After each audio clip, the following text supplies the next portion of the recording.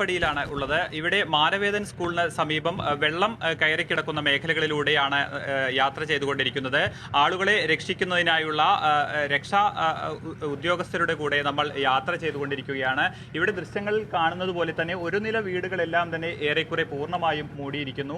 രണ്ടാം നിലയിലേക്കും വെള്ളം കയറിക്കൊണ്ടിരിക്കുന്ന ഒരു കാഴ്ചയാണ് നമുക്ക് ഇവിടെ കാണാൻ കഴിയുന്നത്.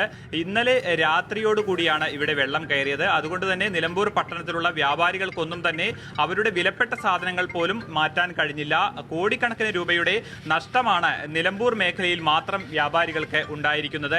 രാത്രി തന്നെ രക്ഷാപ്രവർത്തകർ എത്തിക്കൊണ്ട് ആളുകളെ എല്ലാം തന്നെ സുരക്ഷിതമായ സ്ഥാനത്തേക്ക് മാറ്റാൻ കഴിഞ്ഞു. താഴ്ന്ന പ്രദേശങ്ങളിലുള്ള നിലമ്പൂർ നഗരത്തോട് ചേർന്നുള്ള താഴ്ന്ന പ്രദേശങ്ങളിലുള്ള ആളുകളെ എല്ലാം തന്നെ ഇതിനോടകം തന്നെ രക്ഷിക്കാൻ കഴിഞ്ഞിട്ടുണ്ട്. ഇവരെ സുരക്ഷിതമായ കേന്ദ്രങ്ങളിലേക്ക് മാറ്റിയിട്ടുണ്ട്.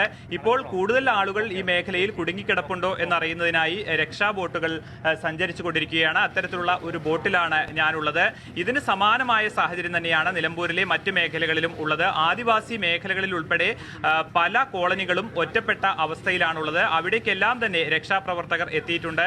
നമ്മളോട് നേരത്തെ നിലമ്പൂർ ഫയർ ഓഫീസർ സംസാരിച്ചതുപോലെ തന്നെ എല്ലാ മേഖലയിലും രക്ഷാപ്രവർത്തനം തുടർന്നുകൊണ്ടിരിക്കുന്നു. അതേസമയം ആരും ഇതുവരെയും അപകടത്തിൽപ്പെട്ടിട്ടില്ല എന്നുള്ള ഒരു വാർത്ത മാത്രമാണ് നമുക്ക് ആശ്വാസം നൽകുന്നത്. സംസ്ഥാനത്തെമ്പാടും കനത്ത മഴ തുടരുകയാണ്. ഇപ്പോൾ ഞങ്ങളുടെ പ്രതിനിധി ജയപ്രകാശ് ഉള്ളത് രക്ഷാപ്രവർത്തകർക്കൊപ്പം മലപ്പുറം നിലമ്പൂർ ഭാഗത്താണ്. നിലമ്പൂർ നഗരപ്രദേശങ്ങളിലൂടെ രക്ഷാപ്രവർത്തകർക്കൊപ്പം സഞ്ചരിക്കുകയാണ് ജയപ്രകാശ്. ഒരു നില വീടുകൾ പരിപൂർണമായും വെള്ളത്തിൽ മുങ്ങിയിരിക്കുന്നു. ആളുകൾ ഇവിടെ നിന്ന് മാറ്റി പാർപ്പിച്ചിരിക്കുന്നു.